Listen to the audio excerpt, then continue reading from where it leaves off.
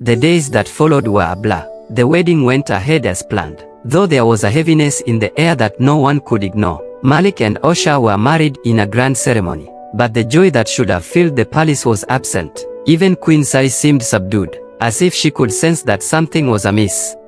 Nala kept her distance during the wedding, staying in the shadows, her heart too broken to join in the celebration. But she did her duty. She continued to heal the sick, to tend to the wounded, to serve the people of the village as she always had. But there was a sadness in her that hadn't been there before, a weight that she carried with her wherever she went. Queen Zai, ever perceptive, noticed the change in Nala. One afternoon, she called Nala to her chambers, her brow furrowed with concern. "You've been distant," the queen said softly, her eyes searching Nala's face. "What's troubling you, child?" Nala hesitated, unsure of how to answer. How could she tell the queen that she had fallen in love with Malik?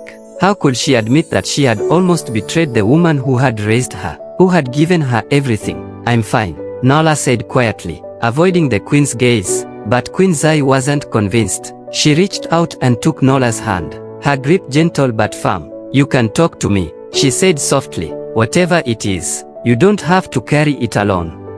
Nala felt her heart break all over again. She wanted to tell the queen everything, to confess her love for Malik, to beg for forgiveness, but she couldn't. The guilt was too much, and she couldn't bear the thought of disappointing the woman who had been like a mother to her. "I'm fine," Nala repeated, pulling her hand away. I need some time."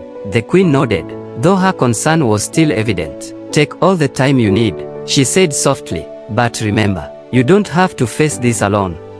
Nala nodded, her throat tight with emotion, and left the queen's chambers, her heart heavy with guilt. For weeks, Nala tried to move on. She threw herself into her work, tending to the villagers, healing the sick, and doing everything she could to distract herself from the pain that lingered in her heart. But no matter how hard she tried, she couldn't escape the memory of Malik, the memory of what could have been.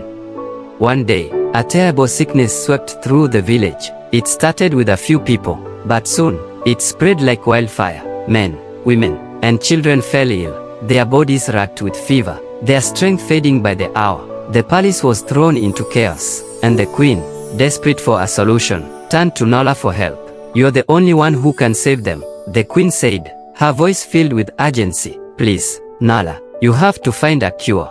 Nala's heart raced. She had never faced a sickness like this before, and the pressure of saving the entire village weighed heavily on her shoulders. But she knew that this was her chance, her opportunity to prove herself, not just to the queen, but to herself.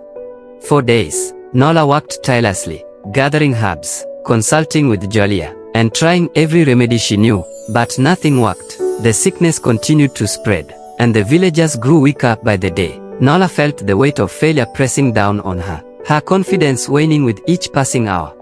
And then, in the midst of her despair, Nala remembered something. Something Jalia had told her long ago. Something about a rare herb that grew deep in the forest. A herb with the power to heal even the most stubborn illnesses. Without hesitation, Nala set off into the forest, her heart pounding with determination. She knew the risks, knew that the herb was difficult to find and even more difficult to harvest. But she didn't care. She had to try.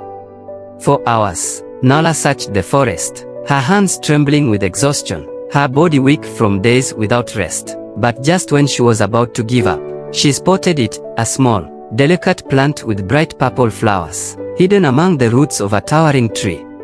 With a mixture of relief and exhaustion, Nala carefully harvested the herb, her hands steady despite her fatigue. She knew that this was her last chance, her final opportunity to save the village. When she returned to the palace, she immediately set to work, preparing the remedy and administering it to the sick. And slowly, but surely, the villagers began to recover. Their fevers broke, their strength returned, and within days, the sickness was gone. Nala had done it. She had saved the village, but more than that, she had proven something to herself. She didn't need Malik's love, didn't need the queen's approval to find her worth. She had always been enough, always been strong, and now, she finally believed it.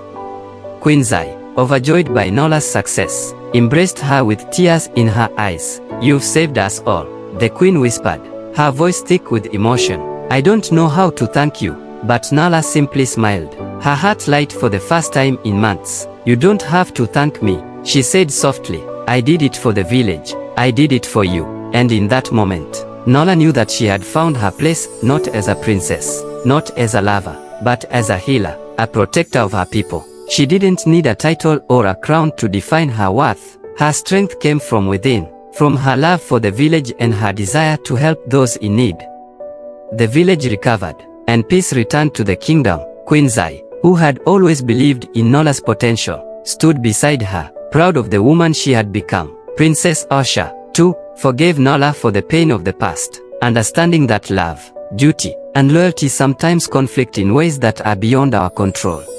Nola continued her work, tending to the sick and offering her healing skills to anyone in need. And though she still carried the memory of Malik in her heart, she no longer felt the weight of that love as a burden. Instead, she embraced the path that had been set before her, the path of a healer, a leader in her own right. And so, the orphan girl who had once wandered the coastline alone had found her place, not through love or royal favor, but through the strength that had been inside her all along.